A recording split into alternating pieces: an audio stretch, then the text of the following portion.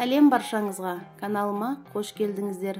Бүгін сіздермен үй жағдайында дайындалатын маршмеллоу жасаймыз.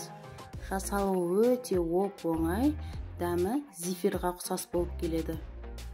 Видеоны соңына дейін қарап, менімен бірге болыңыздар. Алдымен ыдысымызды дайындап аламыз. Кез келген форма жарайды.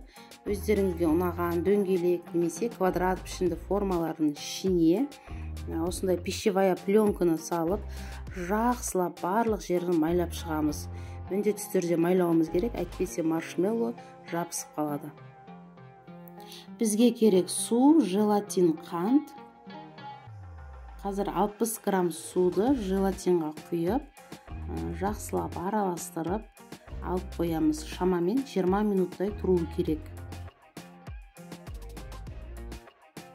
Газға қоятын ыдысымызға 220 грамм қантқа 60 грамм су құямыз.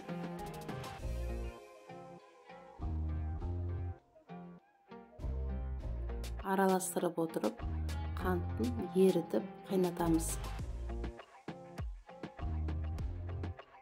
Желатин бойына суды сіңіріп, ісініп тұр. Қазір су моншасына салып, желатинді кішкене ысытып аламыз. Қайнатып керек емес.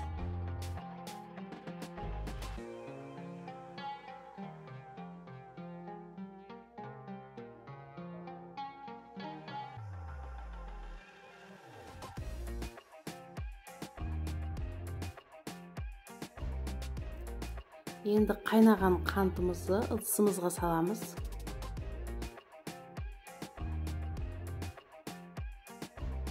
Енді миксермен қайнаған қантымызға желатинді аз-аздан салып отырып, жай жылдамдықтан бастап араластырамыз.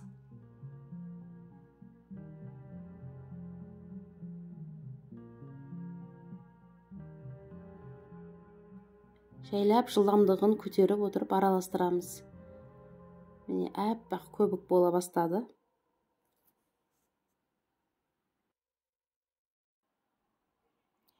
Міне осылай әппақ бола бастайды. Маршмеллоуның дайын болғанын миксермен көтергенде осылай созылып тұрса, маршмеллоумыз дайын.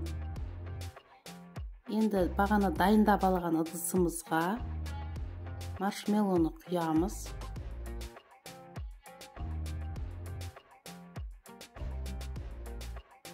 Енді жан-жағын жауып 4-5 сағатқа тоңазытқышқа қалдырамыз, немесе бір түнге қалдырсаңыздар болады.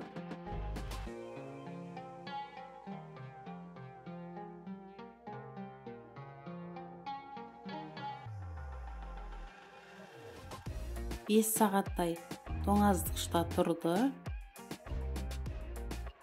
Майлап алған ыдысын қараңыздар, пищевая пленканы майлап алғаннан кейін міне осылай жабыспайды. Бір ас қасық кукурузный крахмалға, бір ас қасық сахарный пудраны тақтайдың үстіне себеміз. Міне маршмеллоуны жан-жағын осылай аунатып аламыз. Енді өздеріңізге қалаған пішінде кесіп аласыздар. Міне осылай сахарный пудрамен крахмалға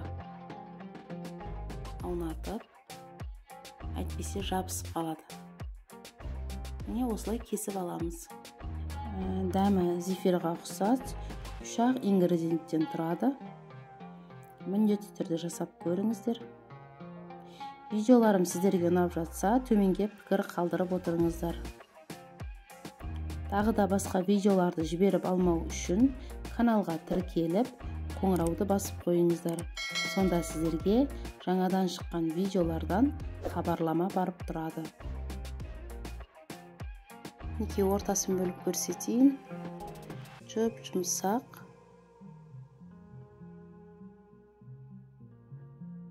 Видеоны соңына дейін қарағандарыңызға көп рахмет. Сіздермен болған Эльмира. Келесі видеоларда кездескенше.